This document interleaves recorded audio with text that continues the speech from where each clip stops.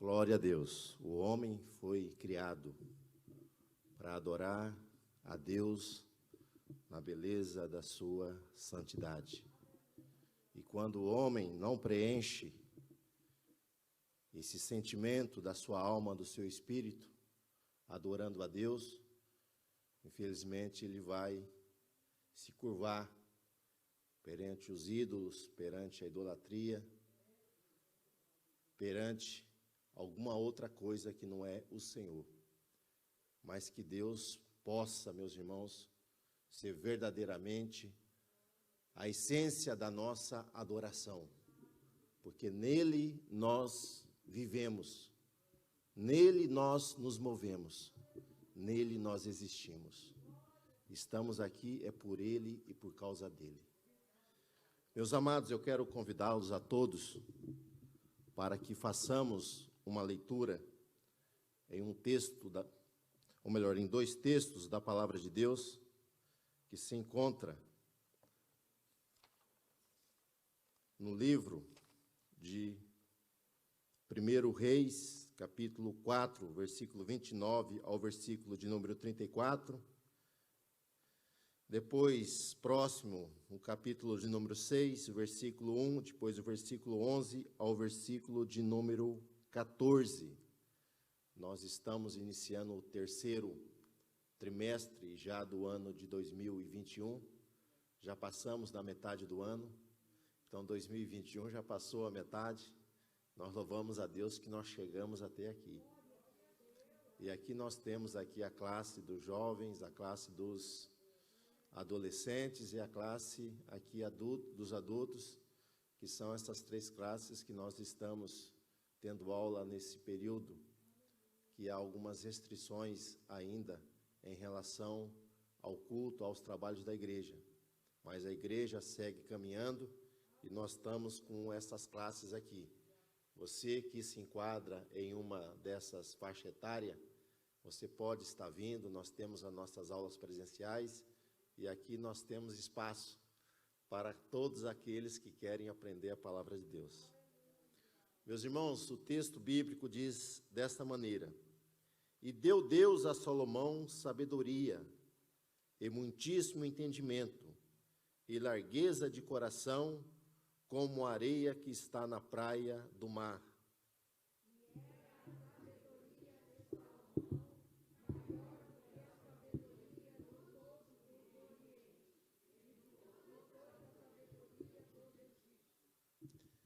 E era ainda mais sábio do que todos os homens, e do que Etã, Ezarraíta, e do que Emã, e Calcol, e Darda, filhos de Mol, e correu o seu nome por todas as nações em redor.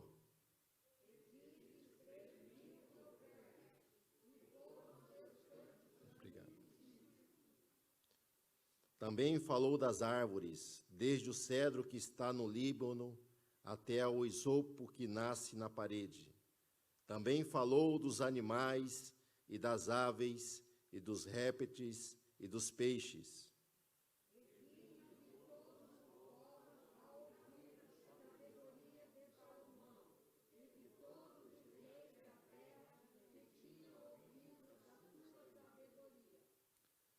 Primeira Reis 6:1.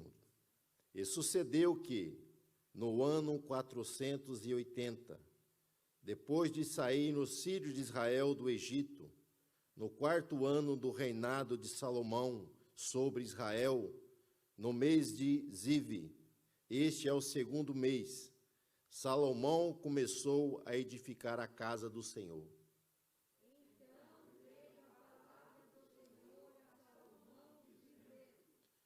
Quanto a esta casa que tu edificas, se andares nos meus estatutos, e fizeres os meus juízos, e guardarem todos os meus mandamentos, andando neles, confirmarei para contigo a minha palavra, o qual falei a Davi, teu pai.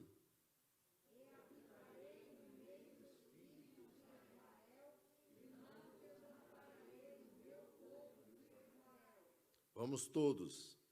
Assim edificou Salomão aquela casa e acabou.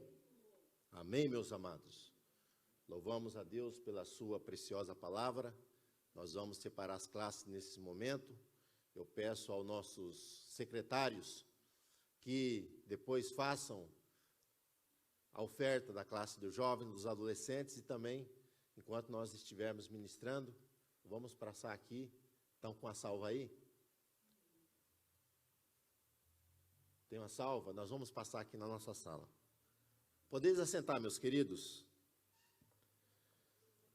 Meus amados irmãos, nesse terceiro trimestre, nós vamos estar estudando o plano de Deus para Israel em meio à infidelidade da nação.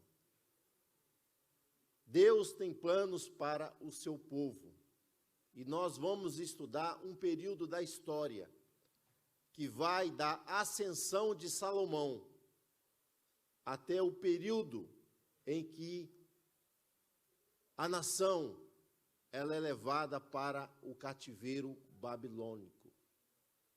Então, nesse intervalo histórico, nós vamos aprender um pouco de história e também algumas verdades relacionadas à palavra de Deus para nossas vidas, para que não venhamos também a sermos cativos diante da nossa peregrinação, da nossa jornada rumo ao céu. Porque sabemos que há inimigos. E há aquele grande inimigo, podemos usar essa expressão, que é o adversário da nossa alma, que quer nos impedir de chegarmos ao alvo que é a eternidade com Deus. Estamos salvos em Cristo Jesus. Só que a vida cristã, ela não é uma vida apática, não é uma vida parada, mas é uma vida de movimento, é uma vida de contato, de comunicação. E nós precisamos, meus irmãos, andar segundo a chamada que foi estabelecida para todos nós. Deus disse na sua palavra: eu sou santo, sou separado do pecado, e vós também serão santos, serão separados do pecado. Então, a nossa maneira de viver precisa alcançar um padrão que Deus se agrade de nós. E entre essas muitas lições que nós vamos estudar sobre a divisão do reino na próxima lição. O reino era único, mas foi dividido em dois. Vamos estudar sobre o rei Acabe e os profetas que ele trouxe para a nação de Israel, mas nós vamos ver que Deus nunca deixa o seu povo sem revelação, sem uma palavra. E nós vamos ver que existiu um homem chamado Elias. E quanto Elias nós podemos encontrar na geração em que nós estamos vivendo?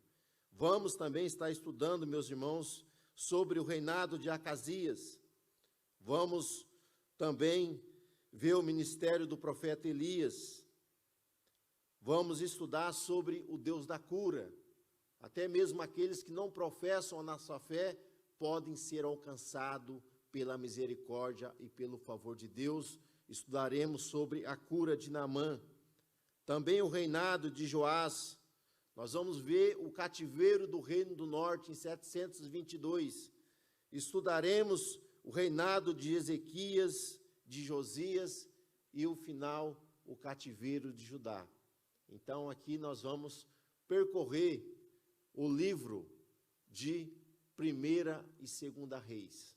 Então, baseado nesses livros, nós estudaremos esse contexto histórico e também aprenderemos como nos posicionar, como viver uma vida que Deus possa se alegrar de nós. Então, nessa primeira lição, nós estudaremos sobre a ascensão de Salomão e a construção do templo. O nosso texto áureo, ele está em 1 Reis, capítulo 8, versículo 11. Nós vamos ver que Deus, ele vai manifestar a sua glória quando aquela casa, aquele templo foi edificado. Então, Deus se agradou daquilo. Que Deus, meus irmãos, venha se agradar de nós. Porque quando Deus se agrada de nós, a sua glória se manifesta na nossa vida. O seu Espírito Santo manifesta em nossos corações. Deus quer se manifestar em você, na sua vida, na sua casa, na vida da sua família. Glória ao Senhor Jesus. Deus chama Abraão para um propósito. Para realizar em Abraão o quê? Uma grande nação. Dessa nação viria aquele que abençoaria todas as famílias da terra. E Abraão peregrina na terra da promessa, passando a promessa para Isaque. A promessa de Isaque, ela é estendida para Jacó. Jacó, ele vai para o Egito com 75 almas, aonde José já estava morando, por causa de uma grande seca que havia ali na Palestina. E nós vamos ver que essa promessa, ela é colocada sobre os 12 patriarcas, os 12 príncipes, filhos de Jacó. E no Egito, mesmo tendo um início, vamos dizer assim, de liberdade, para viver naquela terra e para trabalharem ali, até que a seca ela terminasse e eles pudessem voltar para aquela terra que Deus prometera dar a Abraão, nós vamos ver que houve o que? Uma mudança na dinastia dos faraós do Egito. Os Íxon vão ser expulsos, eram aqueles que governavam o Egito na época de Abraão. E aqueles que eram natural da terra, eles vão ascender ao trono, vão derrubar a dinastia dos Íxon. E o novo faraó, por ser natural da terra, logo todos os estrangeiros não são bem vistos por faraó. Logo ele submete um jugo sobre todos os estrangeiros. E esse jugo, esse domínio, ele é também sobre o povo hebreu. Nós vamos ver que o povo hebreu fica por 400 anos no Egito. Mas nesse período da dinastia dos faraós ali natural da terra, há uma perseguição, uma aflição muito grande. Mas mesmo diante da aflição, da perseguição, a palavra de Deus disse que o povo hebreu, ele cresce. Ele é fortificado, ele é numeroso. Então, nós vamos ver, meus irmãos, que não importa o lugar aonde você está, porque mesmo que você seja afligido, Deus pode te fazer prosperar, Deus pode te fazer ter vitória diante das adversidades. Deus levanta um libertador. Moisés, usado por Deus, liberta o povo da escravidão do Egito. E o povo peregrina pelo deserto rumo à terra prometida. Infelizmente, o povo não tira o Egito do seu coração, e nós vamos ver que eles peregrinam 40 anos no deserto, até que Deus pudesse ali trabalhar e levantar pessoas que verdadeiramente se demonstrasse fiéis a ele, porque daqueles que saíram do Egito, somente Josué e Calebe vão entrar na terra prometida, com aqueles que eram de 20 anos para baixo e outros que nasceram no deserto. E eles entram em uma batalha contra os cananeus e eles conseguem se estabelecer ali naquela terra. Embora não conseguisse alargar suas fronteiras, como Deus prometera a Abraão, porque eles se demonstraram negligentes em continuar as batalhas. Nós não podemos ser negligentes nas nossas vidas, meus irmãos. Enquanto nós vivemos sobre a face desta terra, nós vamos ter batalha, vamos ter guerra. Não podemos esmorecer, porque o campo de batalha é o nosso coração. O inimigo quer plantar coisas ruins, mas Deus quer te dar graça para que o Espírito Santo possa produzir na sua vida o fruto do Espírito. E você possa ter vitória sobre as adversidades. entra um período muito difícil, conhecido o período dos juízes, aonde o povo, eles praticam coisas ruins, coisas erradas, praticam alguns pecados, aonde Deus permite que eles sejam ali afligidos e até mesmo escravizados em alguns momentos para que eles se arrependessem. Então eles entram nesse círculo vicioso. Quando a coisa está boa, eles entram por um caminho errado. E Deus, por amar seus filhos, Deus corrige. E nessa correção, Deus usa os povos em volta ali para trazer essa correção, mas eles se arrependem. Quando eles se arrependem, Deus novamente começa a prosperar o caminho deles. E eles vão pedir um rei a Deus. Pede um rei. E Deus, na sua infinita bondade, no seu infinito amor, Deus levanta um homem belo, um homem forte, um homem grande. E coloca nesse homem o seu Espírito Santo. E esse homem começa a governar Israel. Seu nome é Saul. Só que Saul tinha tudo para dar certo. Só que Saul negligencia a palavra de Deus. Saul entra por um caminho que não é bom. E nós vamos ver que o reinado de Saul é rejeitado. Mas entre as ovelhas, há um moço belo, de boa aparência, embora fosse ruivo, e naquele tempo os ruivos não eram bem vistos, porque era diferente, mas que tinha um coração, meus irmãos, um homem de um grande coração. E Deus vê isso em Davi.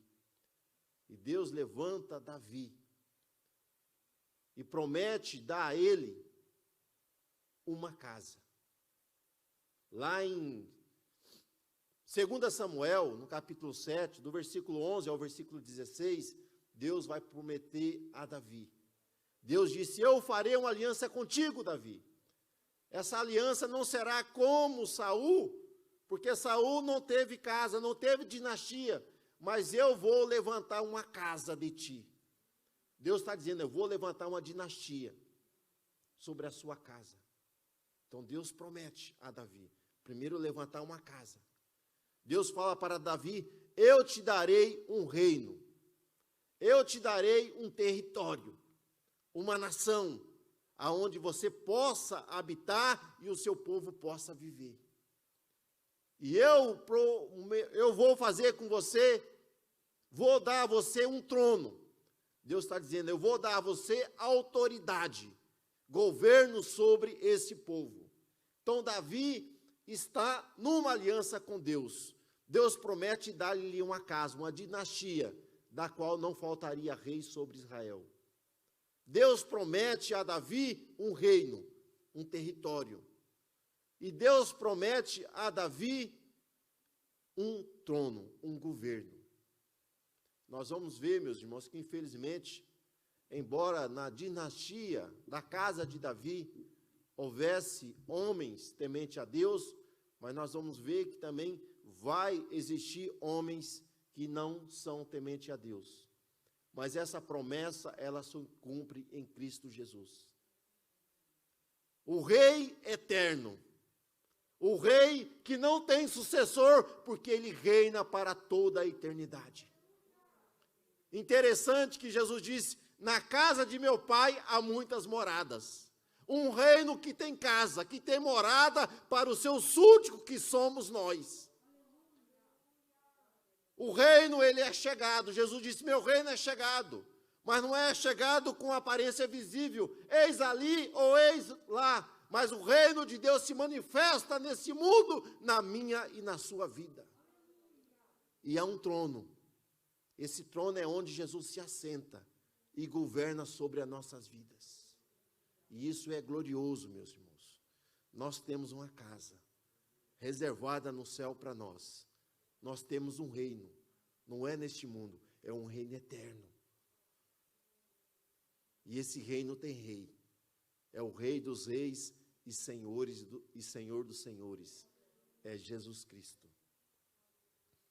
Então, por amor a Davi, Deus vai dar continuidade ao seu reino, vai dar continuidade à sua casa, vai dar continuidade ao trono. E nós vamos ver que Salomão vai ser esse homem, a qual Deus vai levantar. Embora Davi tivesse muitos filhos, Salomão foi o escolhido para que fosse rei, para que governasse, para que exercesse a autoridade ali sobre a casa de Davi e sobre o reinado sobre Israel. E nós vamos ver que o próprio nome de Salomão, meus irmãos, é algo maravilhoso. Coloca o próximo slide para nós aí. O outro. Olha só. Ontem eu falei para minha esposa, estava estudando, eu falei para ela, né? Sheila Mohá, ela perguntou, o que é isso? Eu falei, é o nome de Salomão em hebraico. Então, Shokmahan, Shelomá, é o primeiro texto nosso, a sabedoria de Salomão. Shokmahan é sabedoria em hebraico. E Shelemorá é o nome Salomão em hebraico. Apesar que está escrita na nossa letra, na nossa grafia, que nós conhecemos em português, porque no hebraico não há letras, são símbolos. No hebraico são símbolos. Então Salomão é filho de Betseba, a que foi esposa de Urias. E o nome Salomão é derivado da palavra Shalom. Salomão significa pessoa pacífica, pessoa de paz. É o que nós temos que ser, meus irmãos. Precisamos ser pessoas pacíficas, pessoas de paz, porque a Bíblia diz, se depender de vós, tenhais paz com todos os homens. E nós vamos ver que paz é algo que a gente dificilmente conseguimos ter com todas as pessoas. E ninguém vai conseguir. Mas a paz é um fruto do Espírito. É uma virtude, é algo que vem de Deus. E se nós somos filhos de Deus, estamos enxertados na videira que é Cristo. Logo, a virtude, o poder que há em Deus vai ser manifestado em nossas vidas pelo Espírito Santo, produzindo o quê? A paz. Produzindo a pacificação. Logo, nós vamos conseguir ter paz com todos, porque Cristo reina em nós. O Espírito Santo opera em nossos corações, em nossas vidas. Então, não espere alcançar paz com todos os homens, naturalmente, porque isso é muito difícil. Mas quando o Espírito Santo reina em nossas vidas, reina em nossos corações, milagre acontece. Porque nós nascemos de novo. Somos uma nova criatura, que agora manifesta o poder de Deus em nós. A essência que há em Cristo é manifestada em nossas vidas. Porque se nós estamos nele, a vida que há nele manifesta-se em nós. Então ele recebeu esse nome, pessoa pacífica. Agora o que eu acho muito lindo é que Natã, quando ele vai até Davi, e ele vê o menino, ele fala, olha, Deus fala que o nome desse menino é Gededias. É onde deriva a palavra Ged. Significa amado de Deus. Natã diz que Salomão é amado de Deus. Salomão é queridinho de Deus. Deus diz que Salomão será como seu filho. E uma coisa maravilhosa, meus irmãos, que a Bíblia diz que todos aqueles que aceitaram a Cristo como seu Senhor, Deus deu-lhe o poder de serem chamados filhos de Deus. Se nós somos seus filhos, nós somos amados dele. Se nós somos seus filhos, nós somos queridinhos do Senhor. Olha que coisa gloriosa que Deus fez comigo e fez com você. Te chamou para sermos seus filhos, para sermos queridos dele. E Salomão aprende muito cedo, meus irmãos,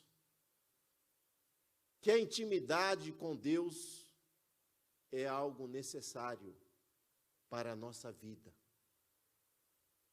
A Bíblia diz, lá em 1 Reis, capítulo 3, versículo 5, que Salomão também amou ao Senhor. Olha que coisa linda. O amor precisa ser recíproco, precisa ser respondido pelo outrem. Então Deus o amou e ele amou a Deus. Que coisa maravilhosa. Deus nos amou primeiro, mas será que nós estamos correspondendo a esse amor? Será que nós temos correspondido ao amor de Deus para com as nossas vidas? Então Deus nos ama. E precisamos corresponder a esse amor. Porque nós que amamos uns aos outros, é tão bom quando a gente sente-se amado, isso não é maravilhoso? Você sente que alguém tem carinho por você, que alguém tem afeto, tem amor, tem cuidado, isso é maravilhoso, meus irmãos. E Deus também tem sentimento. Deus ama. A Bíblia diz que Deus também sente tristeza. Então nós somos amados por Deus e precisamos corresponder a esse amor. E Salomão tinha essas virtudes. Ele amava a Deus. Ele amava a sua palavra. Ele aprendeu com seu pai. Embora Davi fosse um homem que cometeu alguns erros, mas Davi tinha muitas virtudes. Era um homem segundo o coração de Deus. E Salomão, ele é uma pessoa que tem um senso, bom senso. Ele sabe entender as coisas. E o nosso comentador aqui, na nossa lição aqui, né, ele dá a sugestão de perguntar para a classe qual é a diferença entre inteligência e sabedoria. Então, no texto que nós lemos, 1 Reis, capítulo 4, verso 29, diz: e deu Deus a Salomão a Shokmahã, sabedoria, e muitíssimo entendimento, habilidade, e largueza de coração, compreensão, razão, como a areia que está na praia do mar. O que é sabedoria? Sabedoria é uma virtude manifestada pelo Espírito Santo, da qual a pessoa, em circunstâncias difíceis, ele consegue tomar uma decisão sábia, equilibrada, moderada, para vencer aquelas circunstâncias adversas. Então, sabedoria é uma manifestação do Espírito Santo, dando a você graça, para que você venha tomar decisões acertadas. Isso é sabedoria. Sabedoria não é uma virtude humana. É uma manifestação do poder de Deus. Embora a sabedoria deste mundo. Só que a sabedoria deste mundo, Tiago diz que ela é materialista. Ela é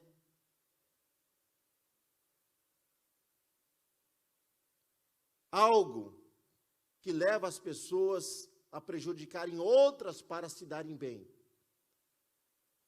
Usar de trapaça, usar de engano, usar de argumentos ilícitos para conseguir determinados propósitos. E há também ainda a sabedoria, meus irmãos, demoníaca. Está lá em Tiago, capítulo 3, versículo 15 ao versículo 17, vai falar sobre isso. Há nesse mundo a sabedoria dos homens, e a sabedoria também de demônios, que faz de tudo para prejudicar ou para se dar bem nessa vida, não importando os meios para conseguir. Mas Tiago diz que há uma sabedoria que vem do alto. E ele fala que a sabedoria que vem do alto, primeiramente, ela é pura.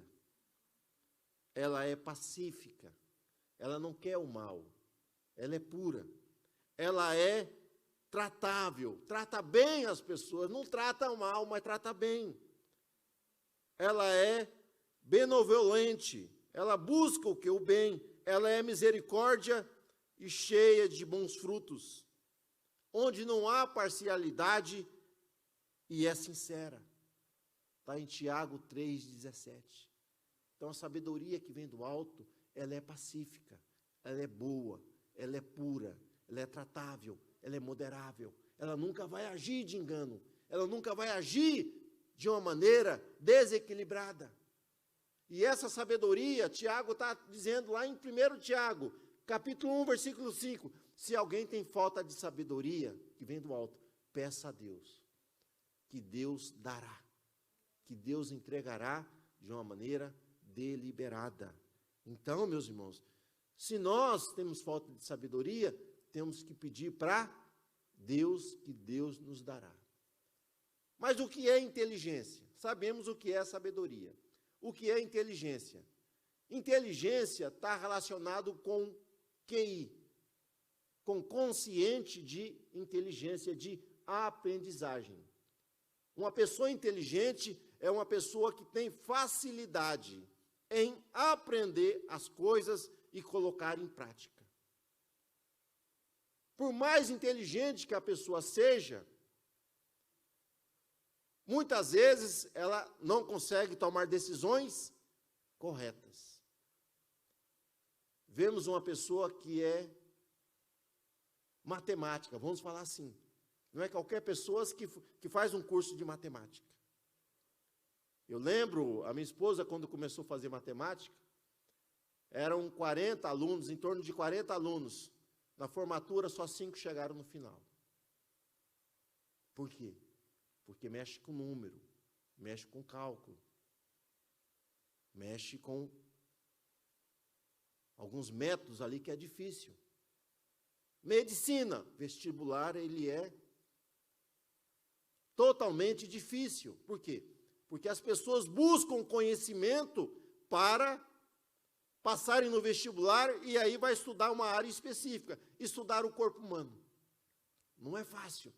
Então, a pessoa precisa ter uma quantidade de QI, de entendimento, para compreender, para aplicar, quando for tratar uma pessoa enferma. Fazer a operação, abrir o coração, colocar válvula lá dentro, aquela coisa toda. Só por mais inteligente que a pessoa seja, ele ainda erra.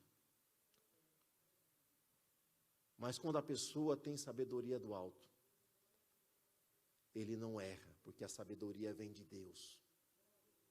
E ele consegue fazer os acertos necessários para beneficiar não só a ele, mas aqueles que estão em volta. Então, inteligência está relacionado com a capacidade da pessoa aprender as coisas. A gente usava aquela expressão, né, errada. Quando a pessoa não entendia, se eu usava o nome daquele animal lá, né? É porque tem pessoas, tem coisas que na matemática, algumas pessoas têm a ciência exata, a ciência, os humanas, que são coisas diferentes. Mas Deus vai dar a Salomão tanto a sabedoria, olha só, como o entendimento, como a habilidade para aprender. Ele só não terá a sabedoria do céu, mas ele também terá a habilidade para aprender muitas outras coisas. E a palavra de Deus vai nos dizer que ele escreveu 3.000 provérbios. Escreveu 1005 cânticos. Escreveu o Salmo de número 72 e o Salmo de 127. Aquele salmo, ele traz sabedoria no salmo. Se o Senhor não edificar a casa, em vão vigia ou trabalham aqueles que querem edificar. Então, se o Senhor não edificar a nossa vida, porque nós somos uma casa. Se o Senhor não edificar a nossa vida, em vão trabalhará o homem para edificar. Porque nós sabemos que essa casa terrena aqui, ela é perene. Mas nós gememos para revestir o quê? De uma casa espiritual. De uma casa incorruptível. De uma casa que não mais se corrompe. A qual nós vamos receber. Porque o corpo desse tabernáculo, ele geme. Querendo se revestir da imortalidade. Mas isso somente no arrebatamento da igreja. Né? E todo cristão, né, pede para Deus: Senhor, venha buscar a sua igreja para que esse tabernáculo não venha se corromper, não venha cair, mas venhamos receber um glorioso. A minha esperança é ser arrebatado antes de ver a morte. Mas isso aí está na mão de Deus, mas um desejo que a gente tem, de recebermos um novo corpo. Aqueles que morrerem em Cristo vão receber novamente. A Bíblia diz que eles vão ressuscitar e vão receber um corpo incorruptível, um corpo glorioso. E juntamente com nós que estivermos vivos, seremos arrebatados e encontraremos o Senhor nos ares. Então Salomão, ele mostra-se uma pessoa inteligente. Salomão, quando ele é colocado sobre o trono, Salomão ainda é jovem. Nós sabemos que jovem, ele tem um temperamento um pouco mais forte, né? Ele é um pouco mais pujante, ele é um pouco mais, vamos dizer assim, dinâmico. E quando ele aparece para Deus, nós vamos ver que Salomão, meus irmãos, ele tinha algumas virtudes. Salomão, ele não pede bens materiais, ele não pede dinheiro. Ele não pede dinheiro. Salomão não é uma pessoa orgulhosa, porque ele não pede glória, ele não pede fama. Salomão não é uma pessoa vaidosa, ele não pede a vida dos seus inimigos, daqueles que seriam um entrave ou uma pedra no seu caminho. Então, ele não pede muitos anos de vida. Senhor, eu quero viver 200 anos. Então, ele mostra algumas virtudes. Ele não pede, ele não é ganancioso, ele não é uma pessoa vingativa, ele não é uma pessoa maldosa. E quando Deus se revela a ele, Deus vai falar: o que você quer? E ele vai responder: Senhor, eu não sei como sair nem como entrar. E eu tenho que governar o seu povo. Ele fala: me dá sabedoria. O que Deus...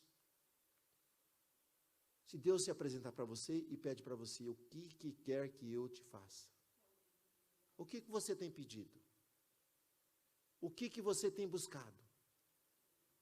Interessante, meus irmãos, que Moisés, ele pede para o Senhor sabedoria, ele fala: Senhor, ensina-nos a contar os nossos dias, de tal maneira que nós possamos alcançar corações sábios. Olha que coisa tremenda, irmãos. E Jesus fala algo precioso para nós. Jesus diz: buscai primeiro o que? O reino e a sua justiça, e as demais coisas vos serão acrescentadas. Quando fala de reino, está falando da sua vontade, do seu querer. Precisamos conhecer e desejar cumprir a vontade de Deus em nossas vidas. Então, Salomão, meus irmãos, mostra aqui o quê? A sua humildade. Ele não é autossuficiente. Ele não se acha. Olha, eu estou no trono é porque eu mereço, eu sou bababã. Não, não é isso. Ele vê a sua insuficiência. Ele não é alto, mas ele é insuficiente.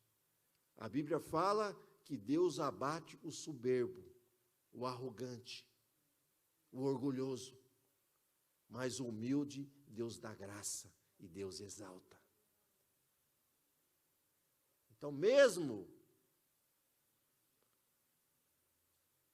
Salomão compreende essa verdade. E ele pede a Deus o quê? Sabedoria. Para que pudesse viver uma vida que pudesse agradar a Deus. Então, Salomão, quando ele pede sabedoria, e Deus vai dar sabedoria, ele vai resolver causas difíceis. Ele vai ampliar o quê? O reinado, aquilo que Deus prometeu para Abraão. Nós vamos ver, meus irmãos, que os descendentes de Abraão, o grande líder Josué, não conseguiu subjugar todo o povo que estava na Palestina. Os que vieram após ele também não. Mas Davi, ele consegue vencer todos os inimigos. A Bíblia não fala, mas creio eu que quando nasce Salomão, Davi olha para ele e fala, esse menino vai chamar-se Pacífico, porque Deus vai me dar graça, e eu vou pacificar todas as fronteiras que estão em volta de Israel, e meu filho vai reinar de uma maneira da qual haja paz sobre os demais povos. Então, quando Davi, como Salomão, começa a reinar, nós vamos ver que quando há o temor do Senhor, o povo se alegra.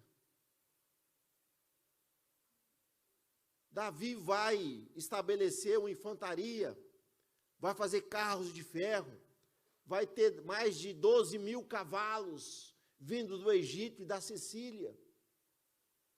Ele vai levantar o quê? Uma mina de cobre. Tem um dos salmos que diz, meus irmãos, havia mais peças de prata no reino do que frutas, amêndoas lá em Israel. Ele vai fazer navios.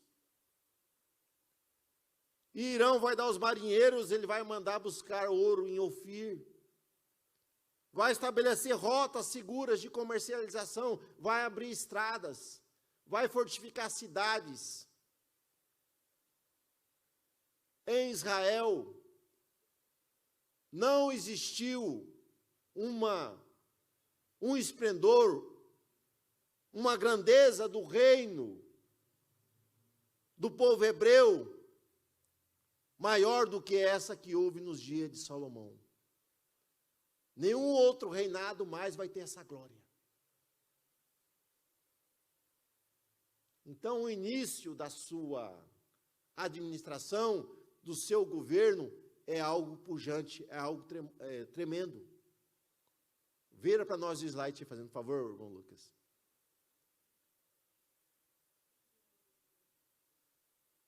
Vai no mapa, tem um mapa aí. Esse mapa eu coloquei ele de lado, para vocês entenderem. Davi, quando começa a reinar, Davi reina 7 anos em Hebrom. É a parte que está em azulzinho, lilás. Quando ele começa a reinar sobre todo Israel, o irmão está passando a setinha lá, ó. Quando ele começa a reinar sobre todo Israel, vai aquela parte lilás, azul e a parte amarela, parecendo uma bota ali, ó. Uma bota ainda de salto alto, ó, bem comprida lá, ó. Então nós vamos ver que esse é o reino de Davi. Davi vence os inimigos.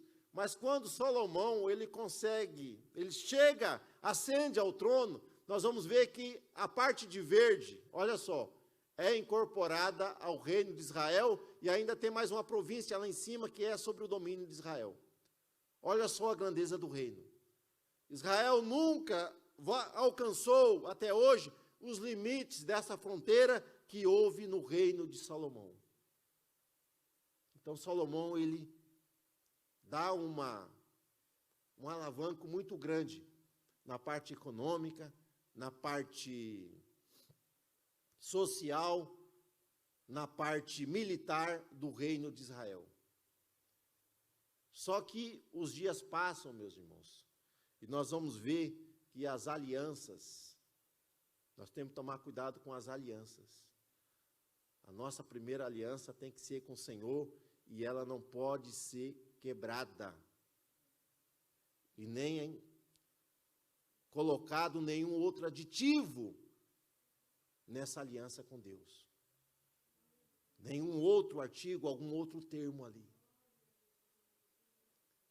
Mas Salomão, ele começa a fazer alguns arranjos, alguns acordos internacionais. E nessa política desses arranjos, desses acordos internacionais, Salomão, ele traz para dentro das fronteiras de Israel alguns costumes de outros povos. Ele traz para dentro. Perigoso. Aquilo que você deixa entrar dentro da sua casa. Aquilo que você deixa entrar dentro da sua vida.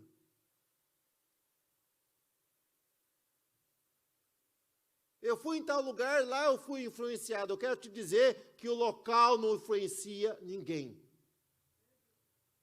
Daniel foi levado prisioneiro com seus amigos lá para a Babilônia.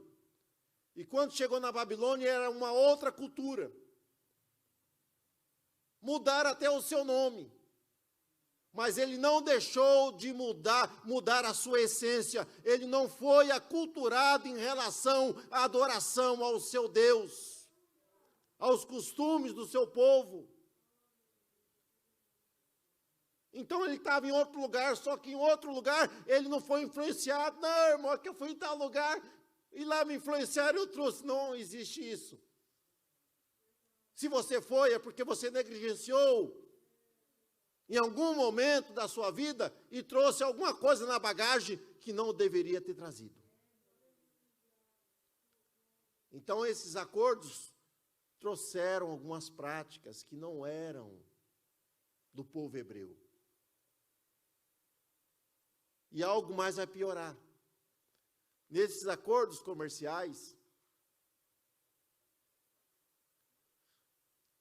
Salomão não quis dar ouro, não quis dar prata.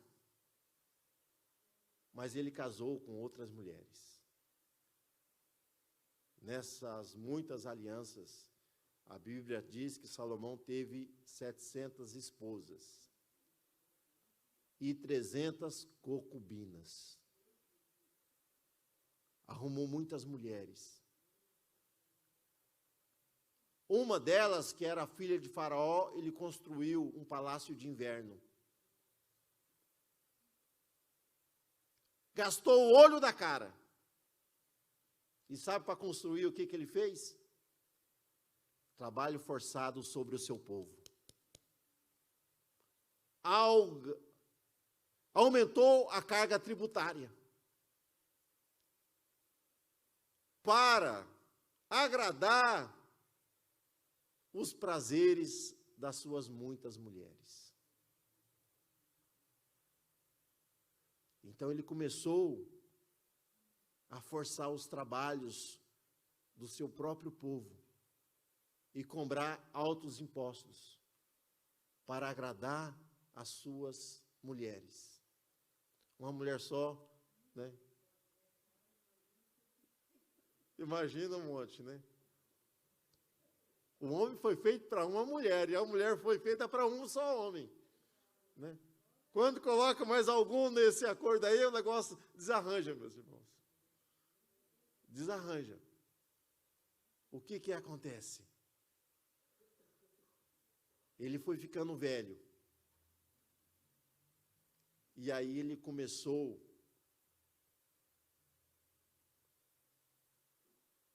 a conceder algo que é inconcebível. Ele deu lugar à adoração a Deus para os ídolos das suas esposas. E trouxe essa adoração para dentro do palácio, para dentro da sua casa. Logo, meus irmãos, não foi algo de uma hora, no estalar de dedos, mas foi algo que foi ali de uma maneira gradativa. Ninguém erra de uma vez só ou pratica algo errado ali de uma maneira espontânea. Mas é algo que é trabalhado. A pessoa olha um dia, cobiça, deseja, vai criando expectativas que não é de Deus. E ele foi abrindo as fronteiras do seu coração para a idolatria das suas esposas.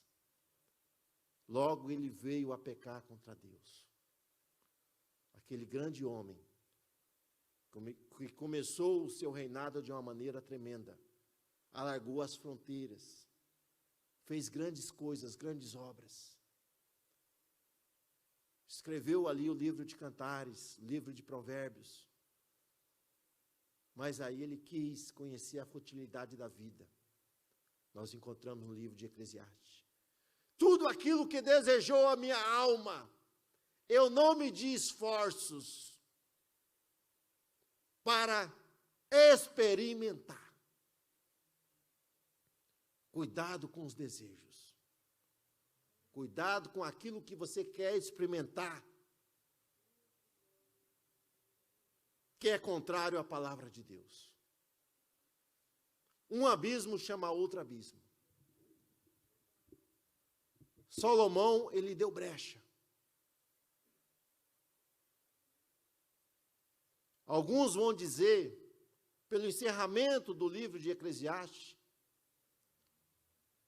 eu creio também dessa maneira, porque no final do livro ele vai dizer de tudo que você tem ouvido, tem experimentado, uma coisa você precisa aprender. Que o temor a Deus, esse é o dever de todo homem. Eu creio que ele se arrepende ali na sua velhice. Do erro que ele fez. Infelizmente, alguns não têm a oportunidade de se arrepender. Porque a vida, meus irmãos, ela é incerta. O que vai acontecer daqui a 10 minutos, ninguém sabe. O que vai acontecer amanhã, ninguém sabe. Então, viva na totalidade, na plenitude da sua vida, viva o hoje, como se não houvesse amanhã, porque você viverá mais intensamente para Deus, e praticará o bem para o seu próximo. Tenta viver dessa maneira, viva um dia de cada dia, mas viva pedindo a Deus sabedoria, que você vai tratar as pessoas de uma maneira agradável. As suas obras serão obras cheias de bom fruto, da qual Deus vai se agradar. E um dos grandes feitos de Salomão, meus irmãos, está relacionado à construção do templo. Então, Davi, ele andando no seu palácio, de cedro, coisas preciosas. Davi, tocado pelo Espírito Santo, Davi diz: olha, eu moro em um palácio de cedro.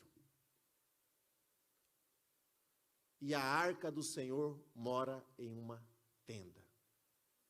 Mora em uma cabana. Isso não pode ser assim. Deus é que tem feito tudo isso que tem ocorrido em Israel.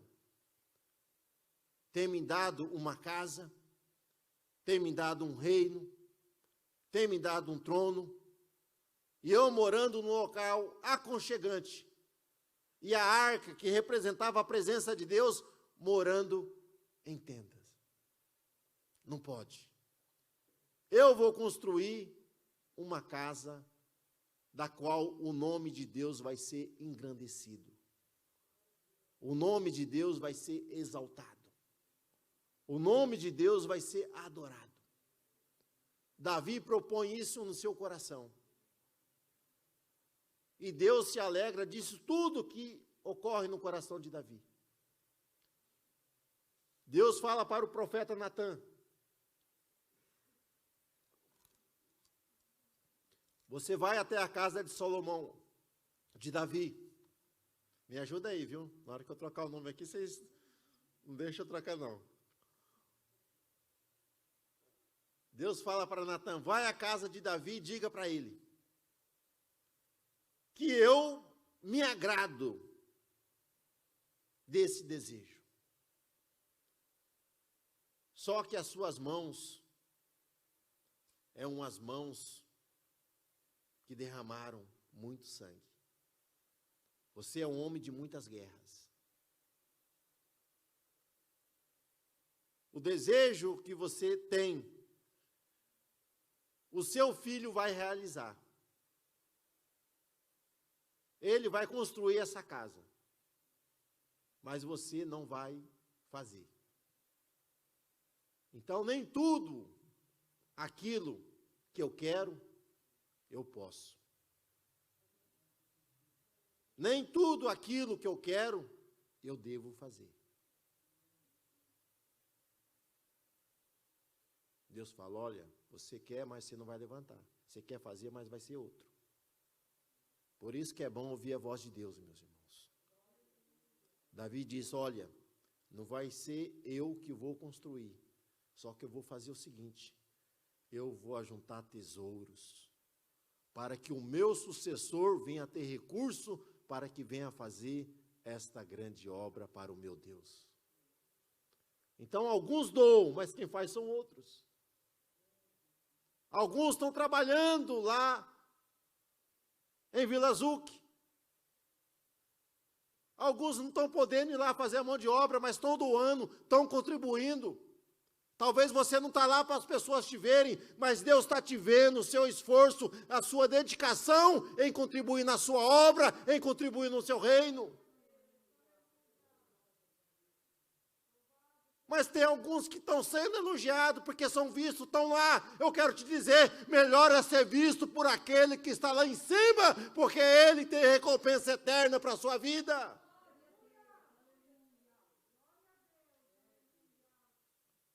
Porque os homens podem te dar uma placa que fica aí. Mas aquilo que você faz para Deus, no oculto, talvez os homens não estão vendo, está registrado na eternidade, e Deus te coroará, te dará o galardão daquilo que você realizou.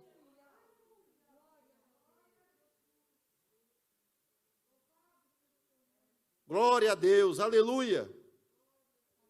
E Deus deu um modelo para o Davi, de como que seria construído. E agora Salomão está no trono, e ele começa a erguer, no ano 480, em que os filhos de Israel saíram do Egito, Salomão começa a edificar o templo. Essa é uma foto ilustrativa do templo, só do templo. Né? Vocês estão vendo aí? Passa a seguinte. Essa aí é um templo que foi feito aqui no Brasil, uma cópia, uma maquete, em relação ao que foi feito lá nos dias de Salomão. Então, hoje nós não temos muito parâmetro. O que nós temos são as escrituras, falando as medidas. Então, falando em côncavo ou cúbito, só o templo, ele tinha em torno de 10 metros de largura por 30 de comprimento. e tinha 15 metros de altura. Então, esse era o templo. É claro que Salomão vai escrever, vai fazer pátios, vai criar muitos outros anexos relacionados ao templo. Mas o templo que foi feito vai depender do côncavo. Vocês sabem o que é côncavo? É essa medida aqui. Ó.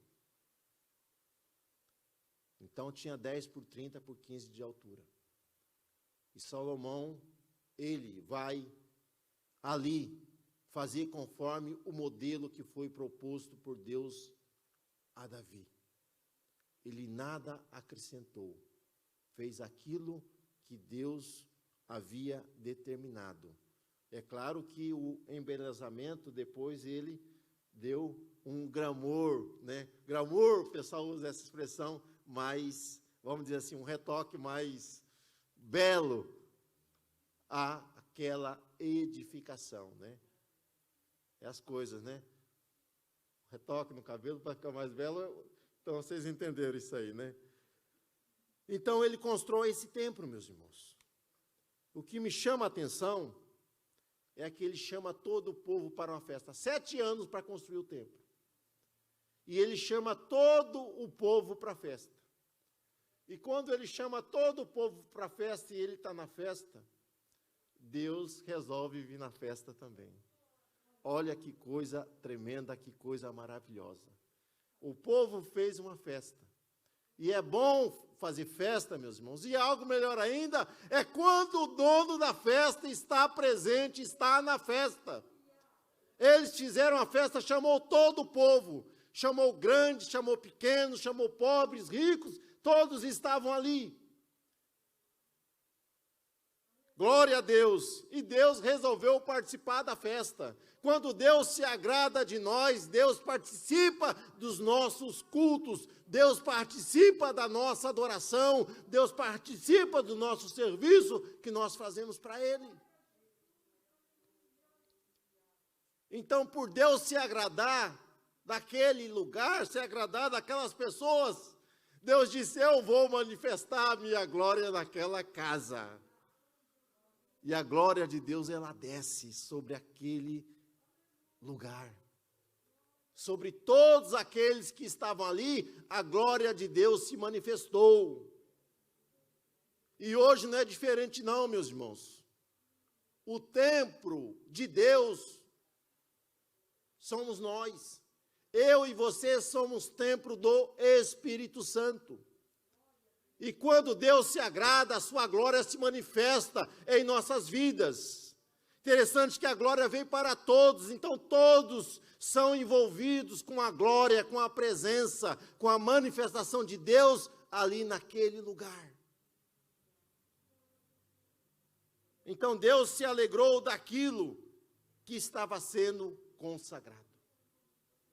Deus se alegrou daquilo que estava sendo consagrado. Por isso ele manifestou a sua glória, a sua presença. Então nós somos templo do Espírito Santo. E quando Deus se agrada, meus irmãos, daquilo que nós estamos fazendo, o Espírito Santo se manifesta em nós. A sua presença, ela se manifesta em nós, quando Deus se agrada. Então Salomão, ele deixa um grande exemplo e um grande legado. Que o temor do Senhor é o princípio da sabedoria. Ele aprende essa verdade. Mas nós aprendemos também, meus irmãos, que nós temos que ser fiel até o fim. Porque aquele que for fiel até o fim, esse alcançará a coroa da vida, que Deus tem preparado para todos aqueles que amam a sua presença. Amém, meus amados? Glória a Deus. Então, domingo que vem, nós vamos continuar.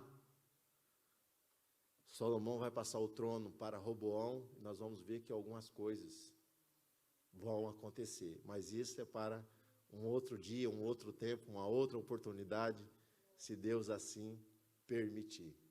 Nós vamos estar ouvindo Vamos começar daqui para cima, vamos ouvir o texto áureo, título da lição que aprenderam ali a nossa classe dos juvenis, dos adolescentes.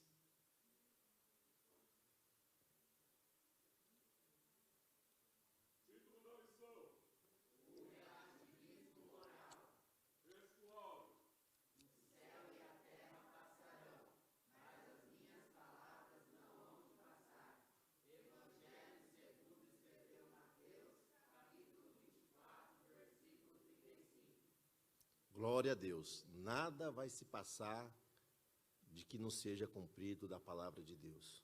Deus vela pela sua palavra para cumprir. Então, tudo que está registrado nas Escrituras estão se cumprindo. Está nos mostrando que Cristo breve voltará para buscar a sua igreja, a sua noiva. Vamos ouvir também a nossa classe dos jovens manejadores da palavra.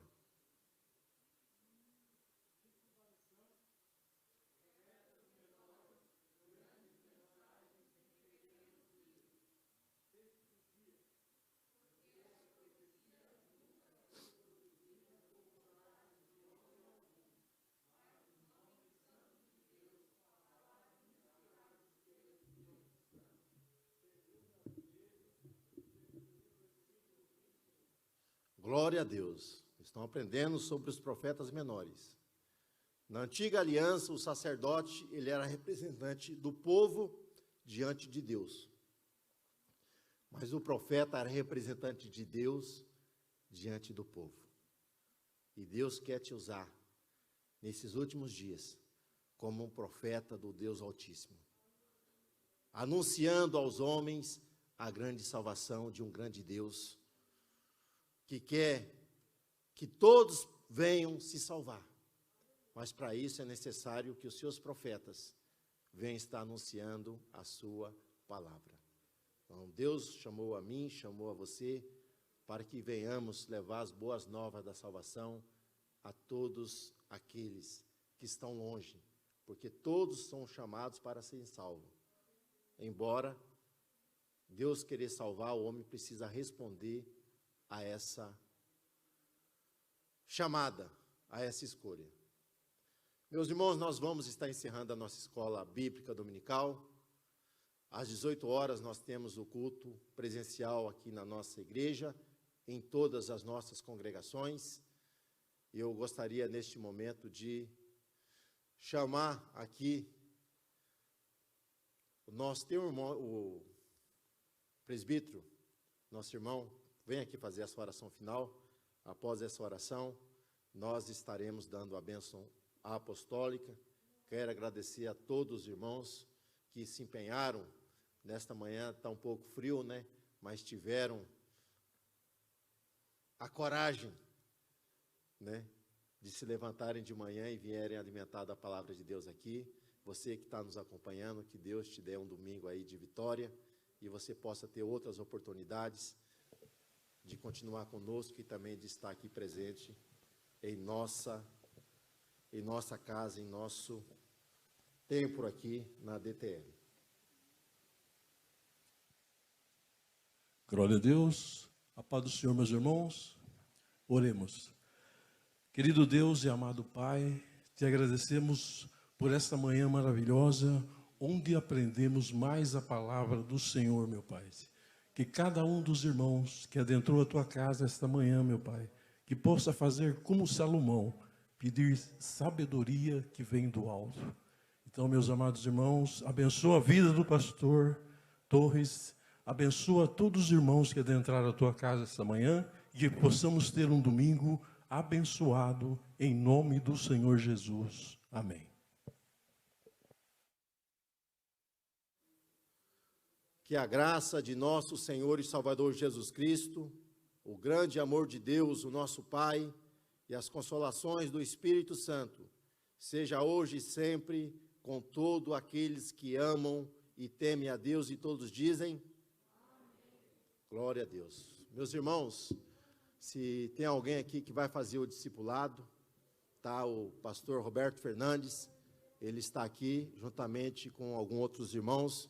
Eles estarão dando o ensino relacionado ao batismo. Então, aqueles que estão aqui, que descerão as águas do batismo, poderão acompanhar o pastor ali após a saída dos irmãos, que serão instruídos a respeito do batismo. Papai, eu procuro esse...